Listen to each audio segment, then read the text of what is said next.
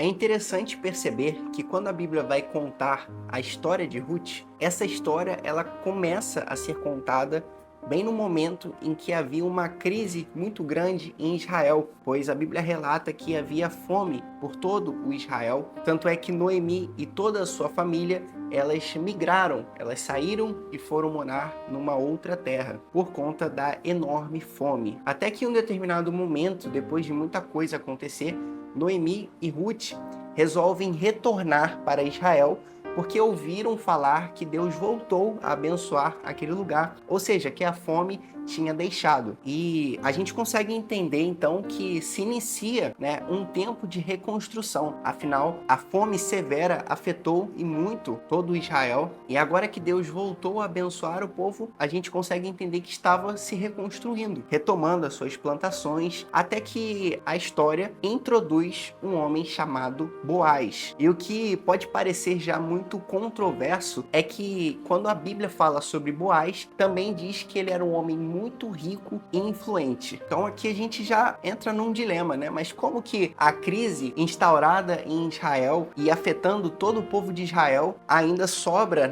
Ainda permanece um homem sendo muito rico e muito influente naquele lugar? A gente consegue entender que a crise então não afetou Boaz. E a gente também consegue perceber que enquanto muitos provavelmente estavam se reconstruindo, a Bíblia já nos mostra que Boaz ele já tinha campos produzindo, já tinham trabalhadores trabalhando para ele, e também nos mostra que ele era um homem muito generoso. Talvez aquela era uma das primeiras colheitas que ele deve ter tido depois de tanto tempo de fome, mas nem por isso ele deixou de ser generoso. Ele não só permitiu que pobres como Ruth, por exemplo, recolhessem as sobras do seu campo, como também ordenou que deixassem e dessem mais grãos para ela, garantindo que ela tivesse de sobra. E essa história nos ensina algo muito poderoso. Quem é íntegro, justo, reto perante ao Senhor, como Boaz era, e a gente vê isso por conta das atitudes, da forma como ele é relatado, como ele é descrito na Bíblia. A gente vê que era alguém íntegro, justo e reto. E para essas pessoas, a gente consegue aprender com essa história que a crise ela não atinge.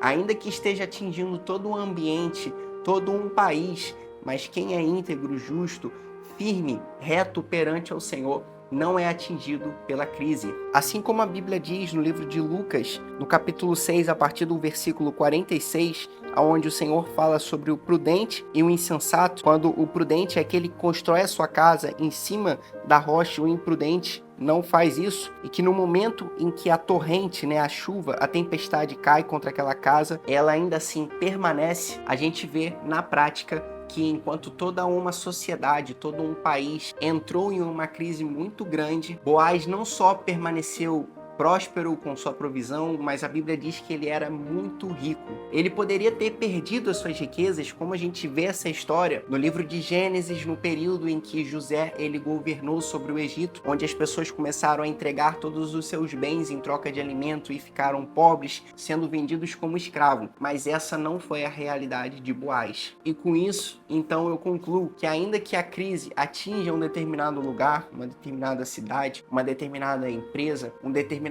país, aqueles que se mantêm justo e íntegro, cumprem os princípios do Senhor, não deixam de ser generosos, não deixam de semear, a crise não vai te afetar. E é por isso que muitos, em tempos de crise, falem e vão à destruição, e outros prosperam, rompem, crescem ainda mais.